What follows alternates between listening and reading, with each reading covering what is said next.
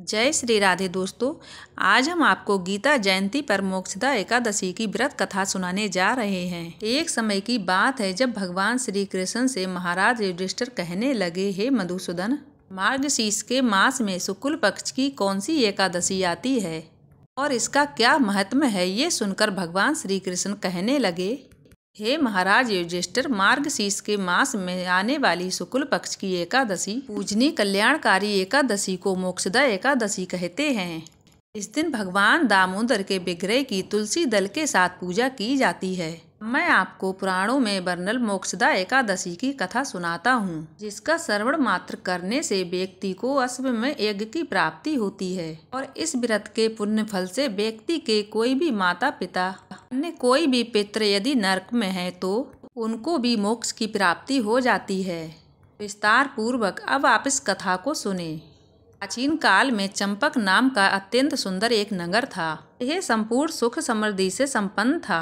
यहाँ वैकानस नाम का राजा राज्य करता था। उसके राज्य में चारों वेदों के ज्ञाता ब्राह्मण रहते थे। यह राजा अपनी प्रजा का पुत्र की तरह पालन करता था। एक दिन रात्रि में राजा ने सपना देखा था कि उसके पिता नरक में है। उसे बड़ा ही दुख हुआ था। प्रातः काल वह उठकर विद्वान ब्राह्मण के पास गया और अपने सपने के बारे में बताने लगा और कहने लगा, हे ब्राह्मण, मैंने अपने पिता को नरक में कष्ट उठाते हुए देखा है। मुझसे उन्होंने ये भी कहा था, हे पुत्र, मैं नरक में पड़ा हूँ, मुझे यहाँ से मुक्त कराओ। जब से मैंने अपने पिता के वचन सुने हैं तब से मैं बहुत ज़्यादा बेचैन हूँ। चित्त में बड़ी अशांति हो रही है। मुझे इस राज्य में स्त्री, पुत्र, धन, हाथी, घोड़े आदि में कुछ भी सुख प्राप्त नहीं हो रहा है। मैं क्या करूं? कृपया करके मुझे बताइए। ब्राह्मण, अत्यंत दुख के कारण मेरा सारा शरीर जल रहा है। आप कृपया करके तप आदि, दान पुण्य, कोई ऐसा उपाय बताइए जिससे कि मेरे पिता को मोक्ष मिल जाए। ऐसे पुत्र का जीवन व्यर्थ है जो अपने माता पिता का उद्धार न करा सके। एक पुत्र जो अपने माता पिता तथा पूर्वजों का उद्धार कराता है वो 1000 मूर्ख पुत्रों से अच्छा होता है। जैसे एक चंद्रमा सारे जगत में उजाला कर देता है परंतु लाखों तारे होकर भी उजाला नहीं कर सकते। राजा की यह बात सुनकर ब्राह्मण कहने लगे, हे राजन, यहाँ पासी भूत, भविष्य और वर्तमान के ज्ञाता पर्वत ऋषि का आश्रम है। आपकी समस्या का हल वो जरूर निकालेंगे। यह सुनकर राजा मुनि के आश्रम पर पहुंच गया। उस आश्रम पर अनेक चित्त योगी और मुनि तपस्या कर रहे थे। उसी जगह पर पर्वत मुनि भी बैठे थे। राजा ने मुनि को प्रणाम किया।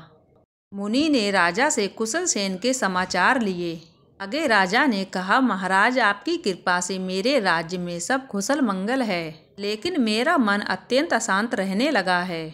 ऐसा सुनकर पर्वत मुनि ने अपनी आंखें बंद की और भूत विचलने लगे।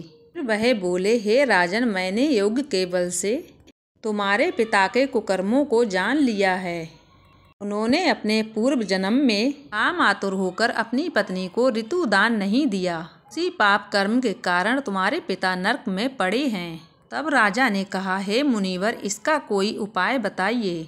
मुनिवर बोले, हे राजन, आप मार्ग मास के शुक्ल पक्ष की एकादशी का उपवास करें और इस उपवास के पुण्य को अपने पिता के लिए समर्पित कर दें। इसके प्रभाव से तुम्हारे पिता को अवश्य ही मोक्ष की प्राप्ति होगी। मुनिवर के ऐसे वचनों को सुनकर राजा अपने महल आ गया। मुनिवर के कहे अनुसार कुटुंब सहित मोक्षदा एकादशी के व्रत का पालन किया। इस उपवास के पुण्य को उन्होंने अपने पिता के लिए अर्पण कर दिया, जिसके प्रभाव से राजा के पिता को मोक्ष की प्राप्ति हो गई और स्वर्ग में जाते हुए वह अपने पुत्र से कहने लगे, हे पुत्र, तेरा कल्याण हो। यह कहते हुए वह स्वर्ग में चले गए।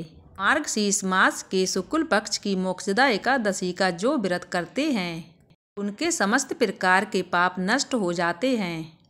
इस कथा को जो भी पढ़ता है या सुनता है उनको वाजपेयी यज्ञ का फल प्राप्त होता है। यह व्रत चिंतामणि के समान समस्त प्रकार के कामनाओं को पूर्ण करता है। यह व्रत सुख समृद्धि को प्रदान करने वाला तथा मोक्ष देने वाला है। इसके महात्म्य में शंकराचार्य जी ने वर्णन किया है कि यदि कोई व्यक्ति एक ही ईश्वर की पूजा करे तो वह देवकी पुत्र श्री कृष्ण भगवान की करे और यदि कोई व्यक्ति एक ही ग्रंथ पढ़ना चाहे तो वो श्री कृष्ण भगवान की भागवत गीता पढ़ सकते हैं। जिस दिन भागवत गीता सुनाई गई थी वह दिन था मोक्षदा एकादशी का। इस दिन भगवान श्री कृष्ण ने अर्जुन को भगवत गीता का उपदेश प्रदान किया था। मोक्षदा एकादशी के दिन को गीता जयंती के नाम से भी जाना जाता है। उम्मीद करती हूँ कि आज की कथा आपको ज़रूर पसंद आई होगी। पसंद आई हो तो वीडियो को लाइक करके चैनल को साथ ही सब्सक्राइब जरूर कर दीजिएगा और साथ ही कमेंट बॉक्स में जय श्री हरि विष्णु के नाम का जयकारा लगाना मत भूलिएगा। मिलूंगी अगली और वीडियो में, जब तक के लिए जय श्री राधे।